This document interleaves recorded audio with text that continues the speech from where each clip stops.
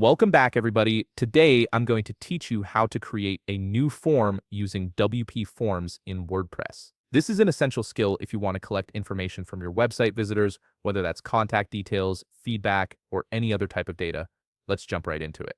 First, you'll need to log into your WordPress dashboard. This is the back end of your website where you manage all your content and settings. Once you're logged in, you'll see your main dashboard with various menu options on the left side of the screen. Next, look over to that left sidebar and navigate to WPForms. When you hover over it, you'll see a submenu appear. From there, click on Add New Form. This is where you'll begin building your form from scratch or using one of the pre-made templates that WPForms offers. Now you'll be presented with a few options. You can either select a template that matches your needs or start completely blank. Templates are helpful if you want to save time, but for this tutorial, we're going to click Create Blank Form. This gives you full control over every element you want to include. Once you've clicked that, you'll be taken to the WPForms Builder interface. On the left side of the screen, you'll see a pane filled with different field options. These are all the elements you can add to your form. To add a field, simply drag it from the left pane into the center where your form is being built. For example, if you want to collect a visitor's name, drag the name field into your form.